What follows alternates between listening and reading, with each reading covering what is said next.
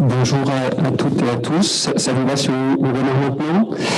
Moi, je vais avoir la lourde tâche d'essayer de vous maintenir éveillés dans cette petite période léthargique d'après-repas. C'est pas souvent plus facile, mais bon, ça devrait aller. Alors pour ça, j'ai prévu des vidéos. J'ai préparé une vidéo sur le concept de la Smart City de Dijon, et puis qui me tient à cœur, qui parle plutôt de conduite du changement, parce que c'est un projet qui a été conduit par... donc, je m'appelle Mehdi, je suis en charge du développement chez Bouygues Energies & Services sur la partie de France, et je suis ici pour vous parler du retour d'expérience d'un projet dont on a beaucoup parlé, qui concerne le projet Smart City de Dijon. Alors, son smart, mais pas loin. Alors, c'est où? Celui-là, il bloque.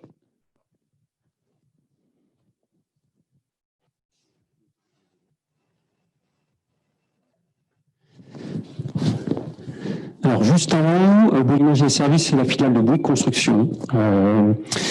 On apporte des solutions et des services sur cette grande domaine, la production d'énergie, du transport stockage, la partie infrastructure de transport, dans le domaine industriel, pour des bâtiments intelligents, des opérations qui traitent de la citoyenneté, de la connectivité et mobilité, et puis une grande partie de nos clients, qu'est les villes et collectivités et les smart cities.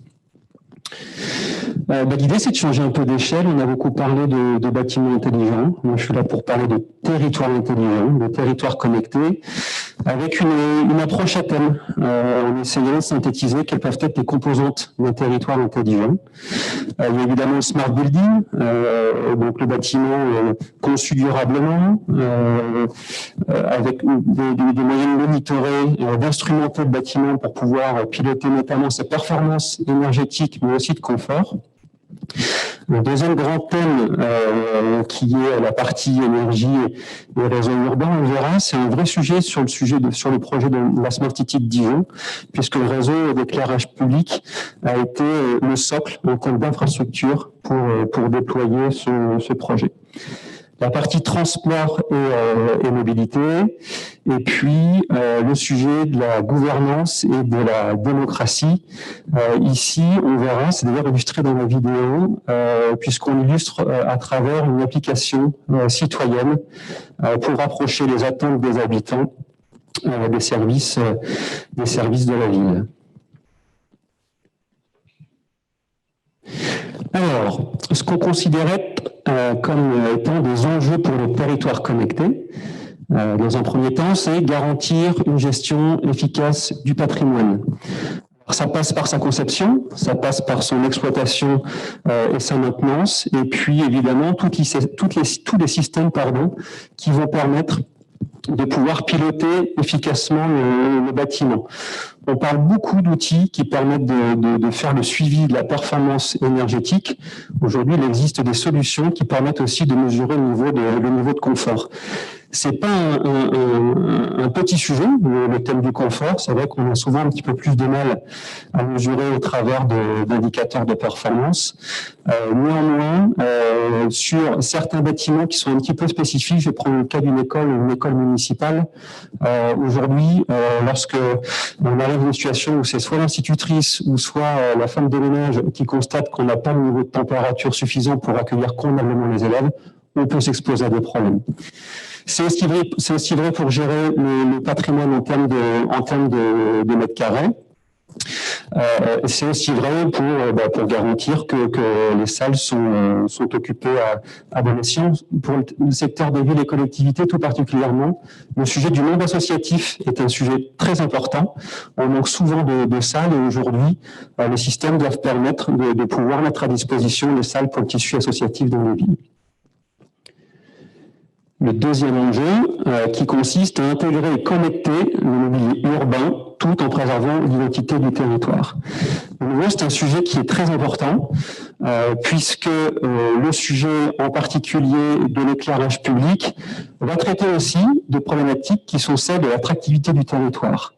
Vous êtes tous peut-être en tête deux images importantes, notamment pour la ville de Lille, Puisque lorsque nous avons été, alors désolé, c'est d'actualité, lorsqu'on a été confinés, vous êtes peut-être aperçu, rendu compte que les toits en fait des bâtiments du centre-ville de Lille, sur le rendu Beauregard, étaient éclairés en bleu pour témoigner du soutien aux professionnels de santé. Eh bien, par le biais de jeu de la lumière, on est capable de renvoyer des messages et de communiquer sur des thématiques. Ça a été le cas plus dernièrement aussi pour Octobre Rose, si vous avez suivi la presse.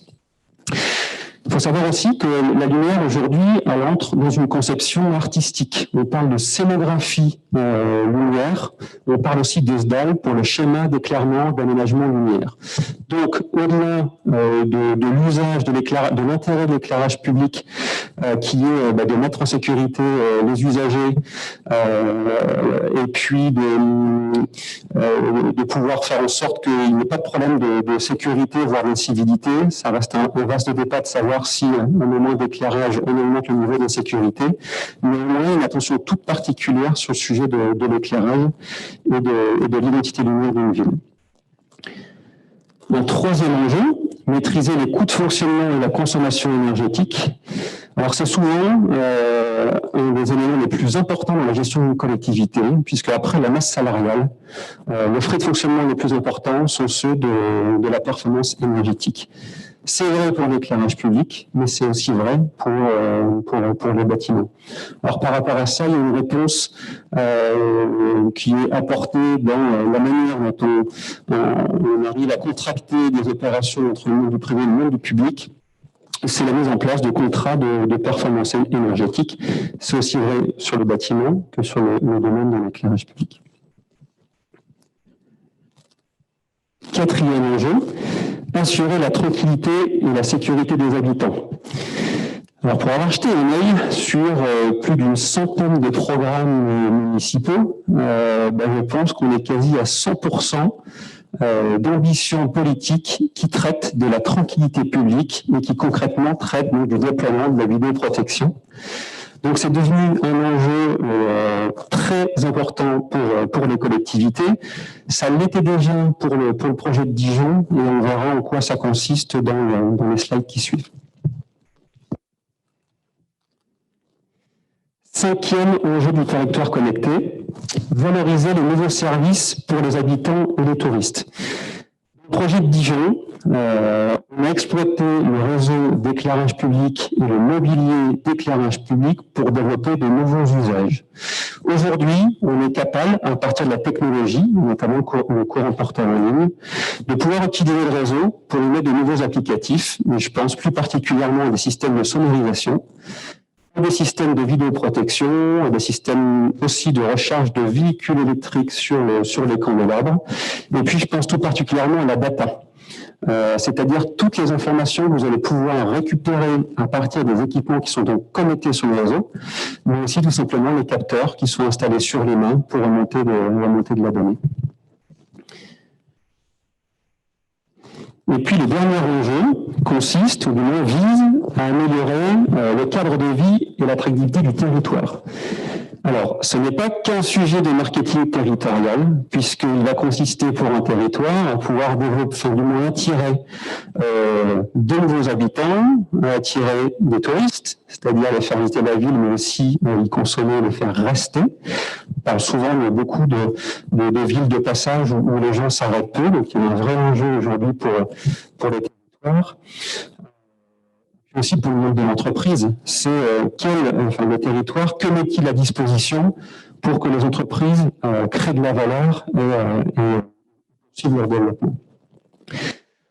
Donc ça, c'est une vision sans la nôtre, les enjeux du territoire connecté, à l'aimant évidemment de tous les échanges qu'on a pu avoir avec les interlocuteurs, côté donc client, côté métropole de Dijon.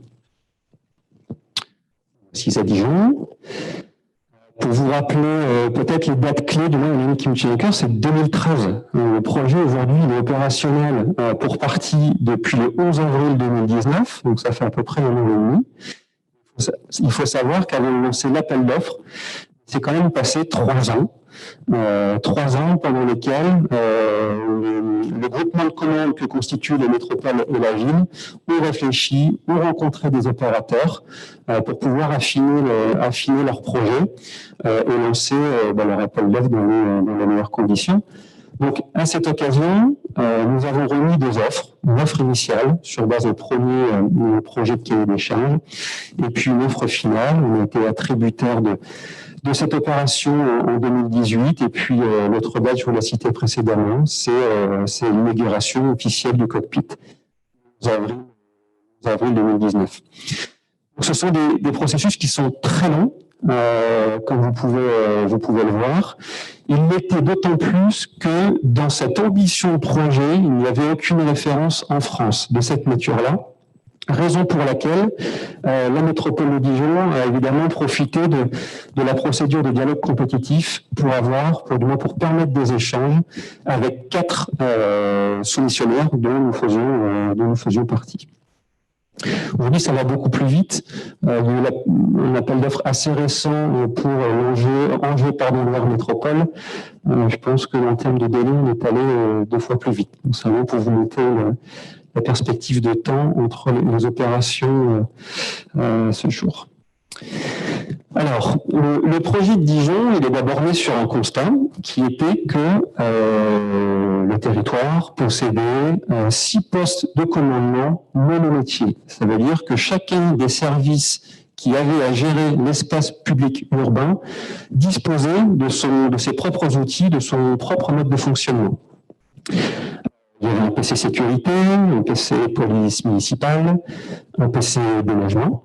Il y avait un dispositif à la mairie et puis les deux autres m'échappent. L'existence de 6 PC monométiers avec des organisations silotées. Il y a une volonté assez forte du territoire de pouvoir optimiser et de réduire les dépenses. Je vous disais précédemment que dans les enjeux, l'un des plus importants consiste à réaliser des économies. On les trouve notamment sur les territoires sur le sujet de la performance énergétique.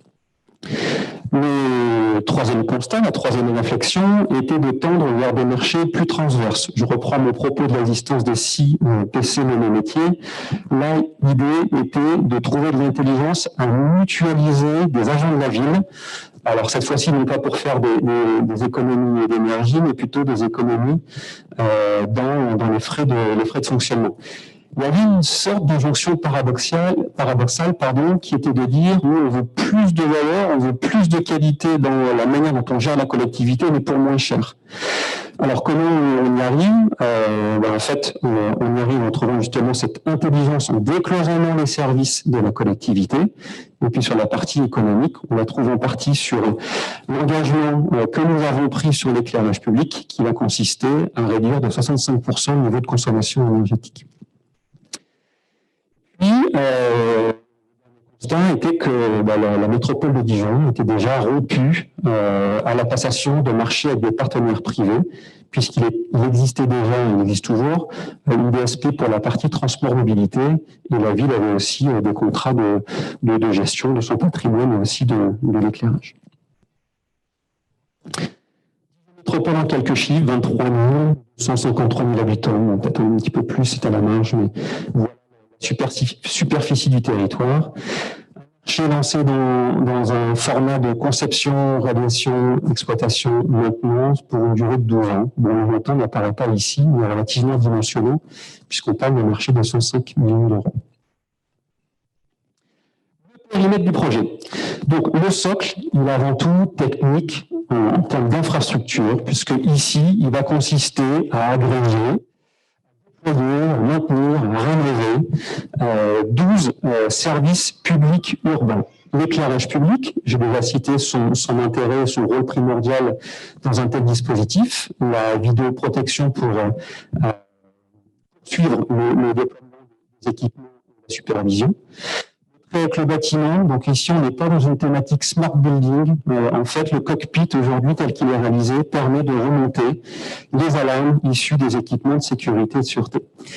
les carrefours de feu, les carrefours tricolores, le stationnement intelligent par la mise à disposition de capteurs qui sont ensuite exploités par la société de transport, la mise en place d'un réseau fibre privé, de mémoire on a 140 km de fibre, qui permet de relier tous les bâtiments et qui permettra à terme de développer de nouveaux usages, puisque ce cockpit, il se veut évidemment évolutif. Les bandes d'accès escamotables, la partie journaux électroniques d'information pour pouvoir communiquer en temps réel depuis ce poste de commandement destination des usagers, des automobilistes, la mise en place d'une application smartphone, vous le verrez, elle est très illustrée dans la vidéo, la partie charge véhicule électrique, la partie sonorisation et la partie capteurs environnementaux. Tous ces équipements sont aujourd'hui pilotés ou regroupés à partir donc du poste de commandement. Donc on a ce socle technique. On a ensuite donc ce qu'on appelle l'hyperviseur urbain, qui va donc permettre de connecter, de superviser et de piloter les équipements techniques. Je vais parler d'exemples concrets. C'est pendant l'épisode de confinement, de nouveau, où on a pu piloter l'éclairage public du territoire. C'est pas un mince sujet. Alors moi, je vis à Lambersart, donc je me suis abonné au réseau Facebook de la ville pour me tenir au courant de l'actualité. Et je pense qu'en une demi-journée, lorsque la ville a publié sur le choix de mettre la ville dans le noir total de 22h à 6h du matin, j'ai jamais vu autant de commentaires. C'est un sujet ultra client. Il y a les pour, économie d'énergie, lutter contre les pollutions lumineuses et la biodiversité. Et puis il y a les contre, parce que pas d'éclairage public peut procurer un sentiment d'insécurité. J'emploie légitimement le mot sentiment, parce qu'aujourd'hui, on ne peut pas avérer que dès lors qu'on coupe un point lumineux, forcément, ça crée un problème d'incivilité ou un acte de vandalisme. Néanmoins, le cockpit de Dijon permettait à distance de piloter l'éclairage public. Et ce superviseur, cet hyperviseur urbain, aujourd'hui, il est centralisé dans un espace unique où on va retrouver donc ces outils-là, le mur d'écran, et puis la partie de coexploitation qui est faite entre les agents de la métropole et les opérateurs de notre groupement. Là, vous avez la représentation schématique de l'architecture du projet. Donc, on voit tout en bas ce cercle rouge qui est ni plus ni moins le réseau de fibres privées du territoire sur lequel on a agrégé une plateforme pour pouvoir adresser un certain nombre de services. Sur la partie réseau numérique mutualisé, on retrouve ce réseau d'une solution qui s'appelle Citybox. On a évidemment des équipements de radiocommunication et puis le déploiement en parallèle de la partie application citoyenne. Sur des sujets de mobilité, on va piloter donc la partie de simulation lumineuse tricolore, le banc d'accès escamotable, le stationnement intelligent et puis le journal électronique d'information. Et puis sur la sécurité, je le citais également, donc l'éclairage public, la vidéo, la sécurité, géolocalisation. Donc on a d'abord un réseau numérique mutualisé, donc une vraie infrastructure pour permettre l'application d'usage, mais aussi le pilotage des équipements publics urbains. On a dans cette couche d'hyperviseurs trois choses. C'est une GNAO multimétier. De la même manière qu'on va trouver une GNAO dans le monde du bâtiment, on va la retrouver aussi sur les équipements publics urbains. La mise en place d'une plateforme Open Data, donc qui est le deuxième élément de cet hyperviseur urbain, donc qui a pour but de collecter de la donnée et de la mettre à disposition des différents usagers, les citoyens, les entreprises, les services techniques. Et puis enfin, on a la plateforme du poste de commandement connecté. Il y a une slide qui arrive juste après, où vous verrez qu'on retrouve, je pense qu'elle est juste derrière, on la retrouve ici. Là, vous avez grosso modo ce que vous retrouvez dans l'hyperviseur en échelle beaucoup plus petite, mais ce que vous retrouvez dans l'hyperviseur urbain de Dijon.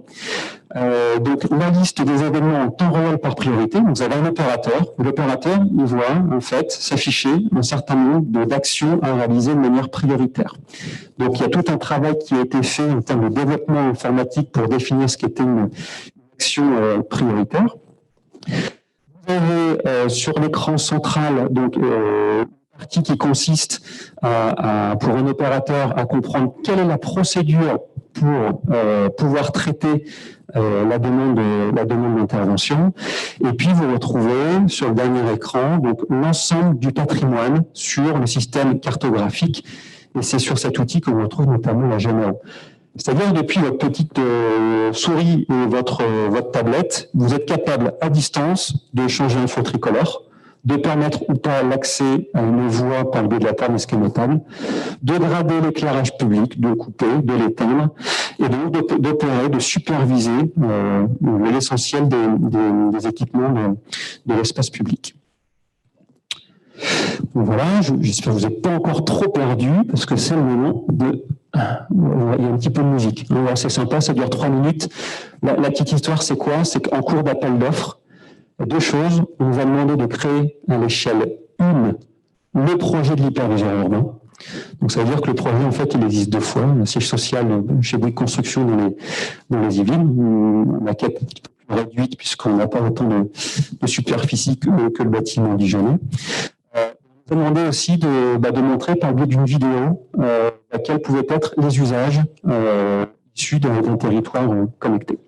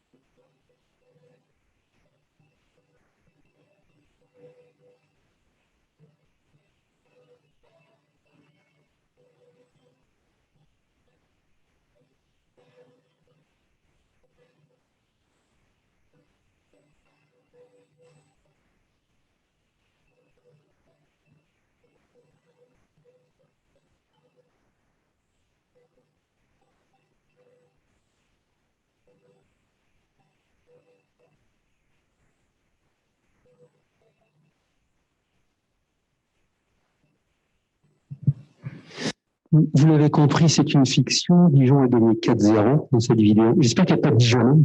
C'est que je vais me faire tailler, je pense. Si, mince, pardon. Voilà, il fallait que ça arrive. C'est maintenant. Alors, et hop. Ça. Voilà. Mais ici, vous avez sur les deux images du haut les vues de synthèse. Donc, c'était notre maquette pendant l'appel d'offres. Donc, mais globalement, c'est assez fidèle. Le site a un petit peu grandi. De maintenant, on a un peu plus d'un millier de mètres carrés. En dessous, néanmoins, ce sont les vraies photos du bâtiment et donc du centre de supervision. Donc, dans ce poste de pilotage, on va retrouver une quarantaine de collaborateurs. Il y en a pour partie donc des agents de la métropole sur la partie police municipale, sécurité, transport notamment. Et puis un gros dispositif pour le système Allo-Mairie qui permet donc aux habitants de pouvoir contacter les services de la ville. Et puis pour l'autre partie, donc ce sont les opérateurs de notre groupement.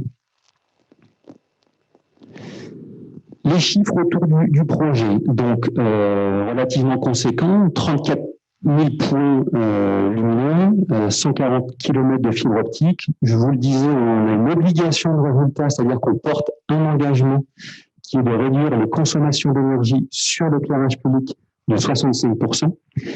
Une GMAO unique, c'est-à-dire que je parlais tout à l'heure de l'existence de 6 PC monométiers avec des outils et des procédures propres à chacun des métiers. Aujourd'hui, on a un seul outil exclusif. Une géolocalisation de 205 véhicules. Alors, je vais quand même illustrer ce propos, du moins ce chiffre. En fait, géolocaliser les véhicules, c'est pas pour évidemment fliquer les agents ou les différents intervenants du territoire, mais c'était plutôt pour pouvoir nous permettre de prioriser les déplacements les plus urgents. Donc, tout ce qui est transport type ambulance, pompier. Aujourd'hui, depuis le PC, parce qu'on contrôle tout ce qui se passe sur le territoire, on est capable de fluidifier le trafic pour éviter des transports prioritaires. Qui dit économie d'énergie parce qu'on reconstruit à neuf donc des équipements publics, on divise aussi donc les consommations, les coûts liés aux opérations d'exploitation et de maintenance. C'est un dispositif qui comprend 269 caméras. On pilote et on régule 113 carrefours de feu.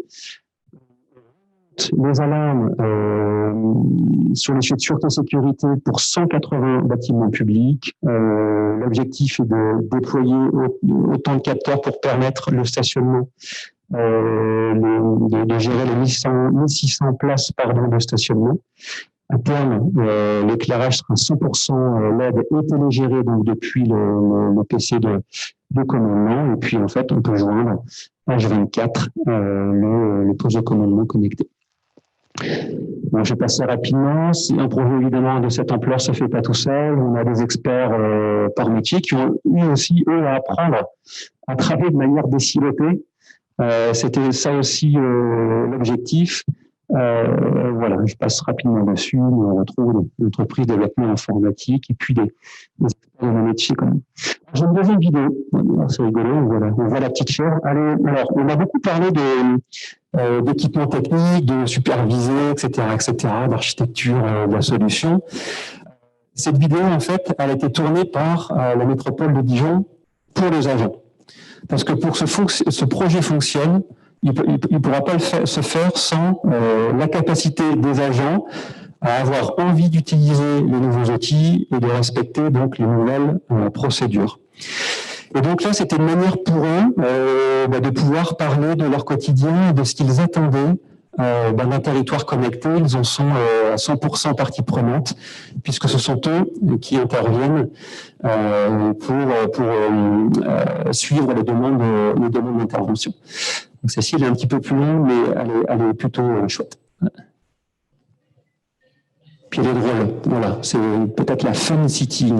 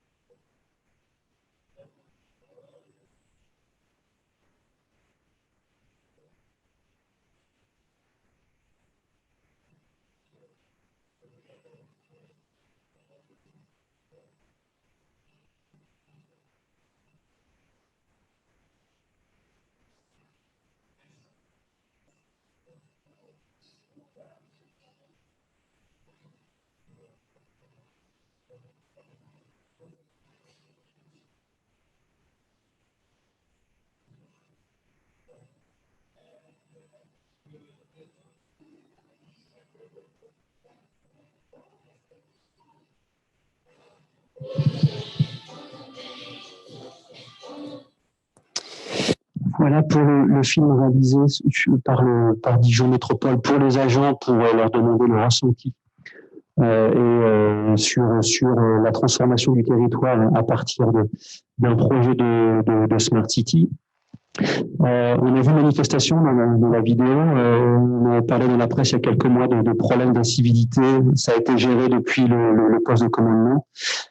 Il y a une salle de réunion de crise, tout a été géré par le maire et les équipes dans cette salle-là. Et puis, je vous citais le cas tout particulier, notamment du confinement. Donc, évidemment, ici, le fait d'avoir un endroit dédié où toutes les informations arrivent et sont traitées donc par des opérateurs qui occupent le même lieu a permis d'être plus efficace, plus réactif et plus performant.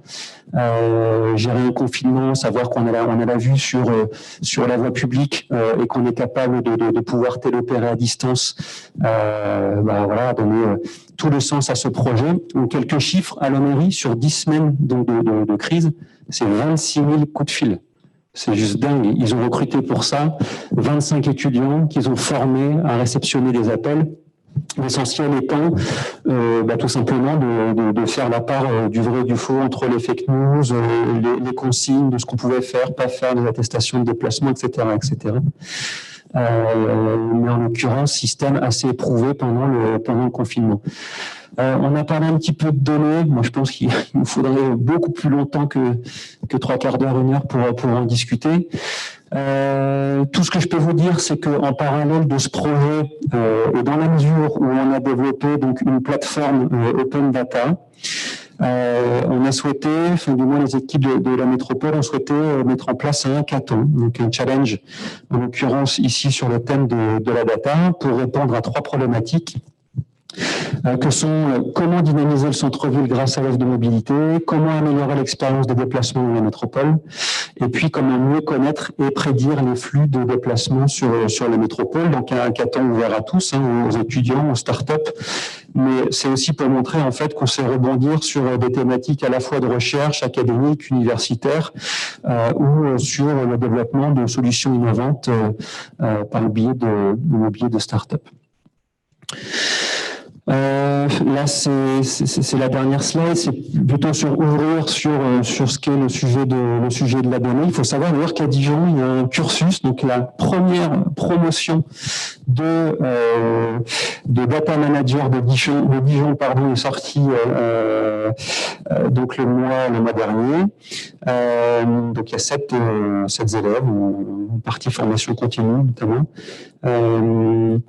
La RGPD a été intégrée dans le dispositif de la construction du projet. Néanmoins, il reste un sujet aujourd'hui qui n'est pas totalement réglé, qui est celui de la gouvernance de la donnée.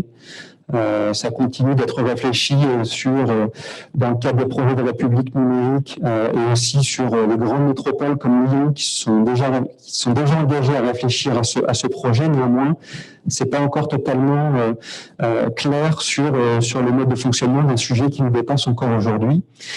Le sujet Open Data, qui sera aussi un vrai sujet demain pour le développement des territoires, puisqu'il doit permettre, comme je le disais tout à l'heure, de permettre aux entreprises de créer de la valeur pour leur business ou de créer de nouveaux business models et de nouvelles solutions pour les entreprises et à destination du territoire.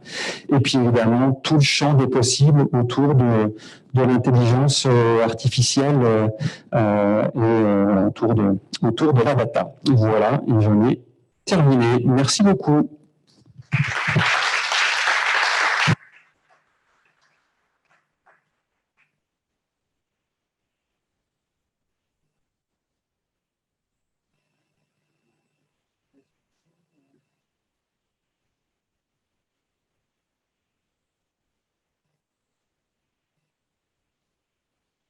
Je vous ai assommé. Non, c'est ça. Non, c'est la première qui est plus compliquée. N'hésitez pas. Hein.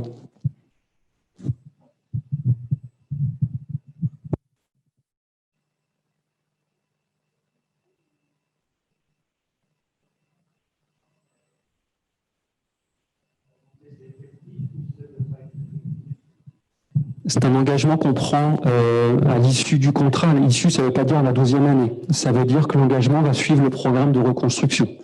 Le programme de reconstruction de l'éclairage public, il est basé sur l'inventaire, sur l'audit existant, et il doit être aussi fonction des capacités pour la métropole à engager du financement pour le faire.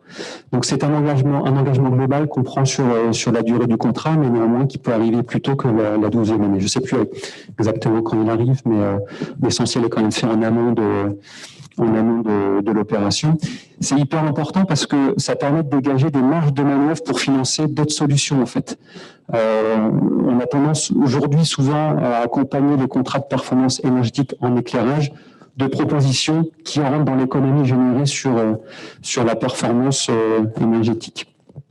On voit beaucoup d'appels d'offres qui laissent à la place à mettre des options qui vont dans cette nature-là. Voilà.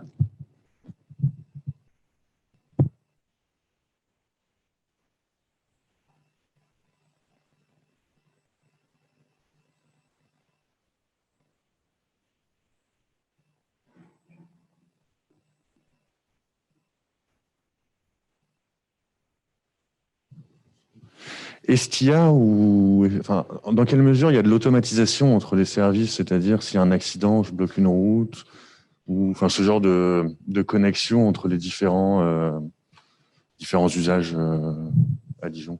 Alors, je vais prendre un exemple concret qui est arrivé, qui est tout bête. C'est la branche d'arbre dans le jardin public qui tombe à la fois sur la chaussée et à la fois sur la voie de tram. Aujourd'hui, en fait, avant, on se posait la question de dire, mais tiens, est-ce que c'est le jardin public? Est-ce que c'est plutôt les équipes, les agents qui sont de l'espace propreté ou gestion de la voirie? Ou est-ce que c'est délégataire de transport? Aujourd'hui, en fait, la question ne se pose plus. L'information, elle arrive. Elle est traitée directement dans le centre pour envoyer les bons opérateurs, de bons agents pour aller résoudre le problème. En fait, c'est ça l'intérêt d'avoir un endroit où tout est centralisé, c'est qu'on peut prendre une décision parce que les services sont désilotés aujourd'hui.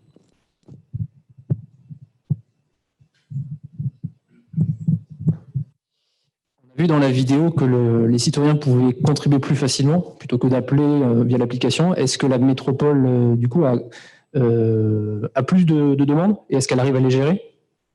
En fait, c'est difficile à dire pour deux raisons. L'application, avant, en fait, elle n'existait pas. Elle est toujours en cours de déploiement aujourd'hui. Parce que l'idée, c'est pas d'en faire une application uniquement pour déclarer des incidents. De nouveau, je reviens à cette période de confinement, on a vu un certain nombre de résultants ou de conséquences. Là, c'est plutôt de tendre vers des services de e-administration, c'est-à-dire moins se rendre dans les services de la mairie pour pouvoir gérer des formalités administratives depuis une application mobile.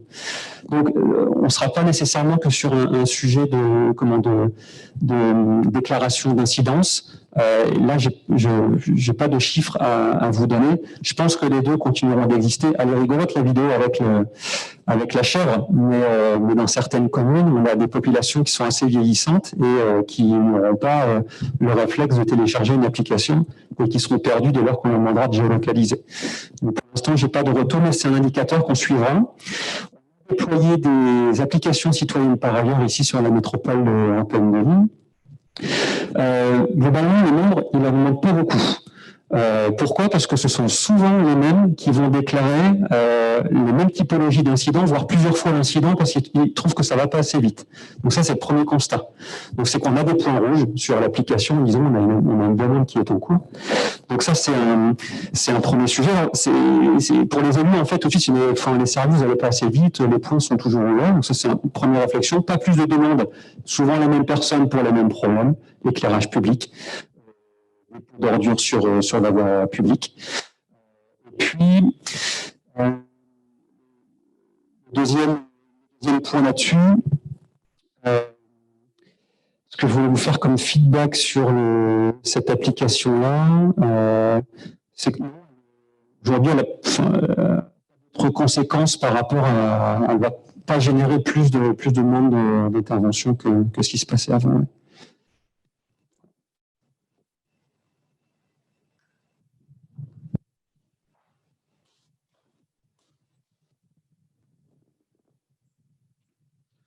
Bonjour. En termes de gestion de flux de circulation dans la ville et surtout par rapport à la gestion de travaux, parce que nous, à l'ILICI, on a beaucoup ce problème-là, la gestion des travaux dans l'espace public. Est-ce que la solution que vous proposez sur Dijon gère un peu ça ou au moins une expérimentation par rapport à la gestion des travaux, c'est-à-dire des chantiers dans la ville qui sont souvent liés pas à un seul mètre d'ouvrage, ils sont liés par exemple à travaux de réseau, soit de travaux particuliers, de bâtiments ou de la ville ou de la métropole elle-même. En fait, votre question, c'est de savoir si on arrive à gérer l'impact des travaux sur la circulation, c'est ça? Si j'ai bien compris la question. Oui. Oui, en l'occurrence, on est capable de pouvoir gérer le flux de direction, parce que, alors c'est illustré dans la première vidéo que vous avez vue, on a des indicateurs, ce qu'on appelle les girouettes. Ce sont en fait des panneaux de direction pour les usagers qu'on est capable en fait de bouger. Après, on l'a vu aussi dans la vidéo, il y a les journaux électroniques d'information qui permettent de vous prévenir, attention, il y a un accident, attention, il y a des travaux, attention, il y a une voirie qui est congestionnée. Donc ça, on est capable. Après, on n'est pas sur vraiment une vraie vision en termes de travaux et d'aménagement du territoire. Ça fait poser beaucoup de questions. Moi, je m'en pose aussi sur l'impact que ça peut avoir, notamment sur l'environnement et sur la qualité d'air. Là où j'habite, en fait, on est sujet à de nombreuses opérations et c'est vrai qu'en fonction de ce qui se passe, on a tendance à avoir beaucoup de congestion, beaucoup moins en fonction des opérations. Donc, il y a aussi des sujets qui peuvent accompagner sur les capteurs environnementaux pour la qualité d'air qui me semble assez important.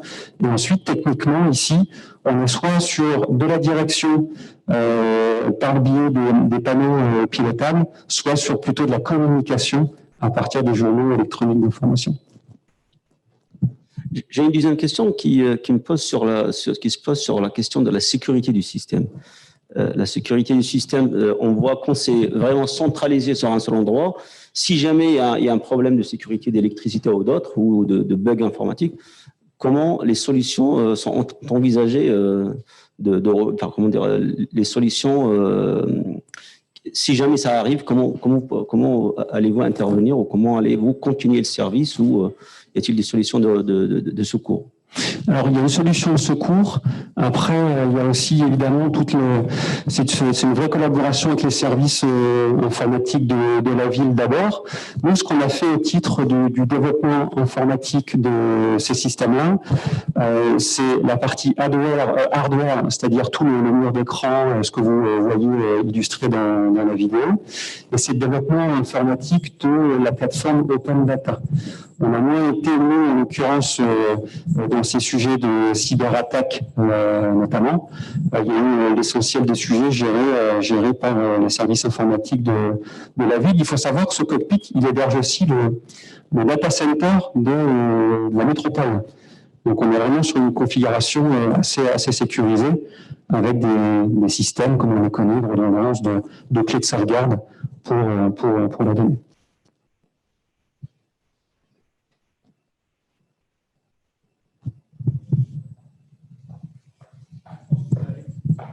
C'est pour les personnes qui sont en distanciel pour qu'elles entendent les questions.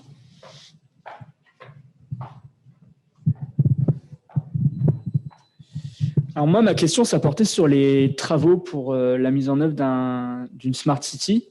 Donc, est-ce que ça implique beaucoup de travaux de voirie, de réaménagement urbain, ou alors on peut imaginer mettre en place une Smart City sans forcément toucher à la ville en elle-même, grâce au réseau 5G par exemple ou... Alors c'est une très bonne question aussi. Tout à l'heure dans mes propos, j'ai cité le cas notamment du courant porteur en ligne. Ça veut dire que pour téléopérer l'essentiel notamment du parc d'éclairage public, on n'a pas été obligé de refaire des travaux de génie civil, c'est-à-dire de réouvrir des tranchées pour passer des réseaux dédiés. On a tout simplement mis des dispositifs dans les armoires de rue et dans les candélabres pour avoir une gestion au point lumineux ou par portée. Donc ça n'a pas nécessité ici pour partie des travaux assez conséquents, notamment les travaux liés à la voirie. Après, l'essentiel des travaux, c'est le bâtiment. puisque là, on a un peu plus de 1000 mètres carrés dans lequel on est venu créer toute l'infrastructure. Et en fait, vous soulevez une autre question qui est l'impact sur les riverains. En fait, aujourd'hui, Dijon fait foi au sein des collectivités pour l'ambition de ce projet-là très innovant. Mais en fait, pour un habitant de Dijon, lui, il a rien vu, en fait. Pour l'instant, il ne se sent pas encore assez, enfin, du moins, il ne se sent pas encore dans un projet Smart City. Donc, il y a eu peu d'impact. Le bâtiment, d'ailleurs, il est un petit peu sur le quai Rollin, on voit un petit peu dans la vidéo. Il est assez isolé. Et après, ce sont exclusivement des travaux, pour le coup, d'espace public urbain, donc l'éclairage, la vidéo. On n'est pas sur des travaux conséquents, soit sur les voiries, soit sur le domaine bâtimentaire.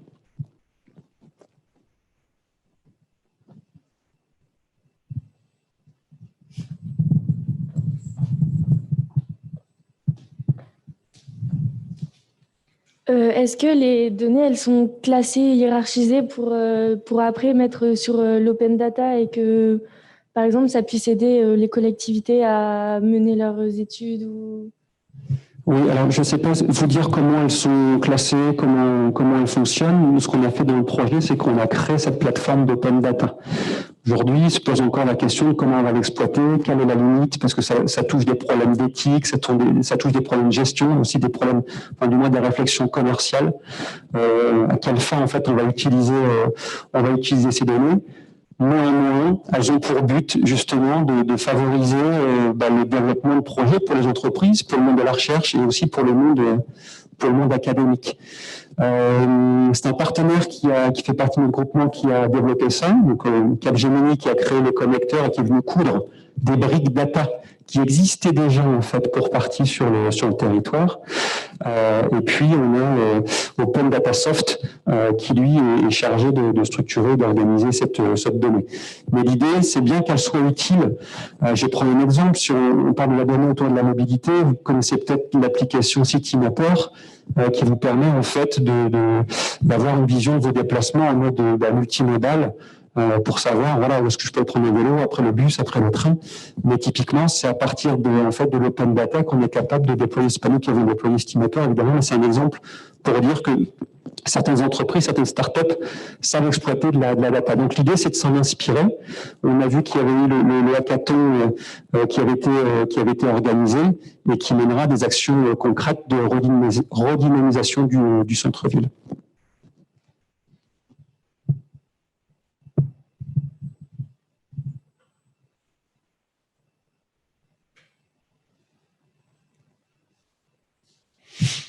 Bon, je ne sais pas si encore une question. Juste pour terminer, donc belle référence aujourd'hui française. Ça a été vraiment un territoire très ambitieux. Le maire était François Rebsamen, qui avait eu des fonctions d'État notamment sur le numérique. Donc il y avait un peu de maturité, il y avait une ambition politique assez forte. Et le truc qui est assez dingue, c'est que donc, je vous disais que ce projet, il existe à l'échelle 1 motifs sociaux. On a des entreprises mondialement connues, Google, Huawei, qui viennent voir mais comment tout ça fonctionne et c'est quoi ce projet. Aujourd'hui, il y a un projet de même nature, un peu plus structurant, parce qu'il y a pour le coup là, il y a tout le bâtiment, il y a 500 bâtiments. Donc je le disais tout à l'heure, c'est un Angéloire Métropole. Et puis on a aussi ici localement de belles initiatives, puisque la ville de Béthune, la ville de Roubaix, notamment sur la partie smart building, il y a la ville d'Arras aussi, sur une approche très numérique, qui sont engagés dans des dispositifs Smart City. Smart City, il n'y a pas de définition. C'est un concept. J'ai tendance à dire, c'est pas faire une ville intelligente, c'est faire la ville intelligemment ou faire la ville en bonne intelligence. Donc, on va d'abord s'occuper à traiter des singularités du territoire. Il y a un vrai sujet de développement économique sur Béthune, un sujet numérique à Arras, et il y a un sujet plus large, plutôt sur les infrastructures à Roubaix, pour parler vraiment des projets très proches. Mais donc, chaque territoire a un peu son projet Smart.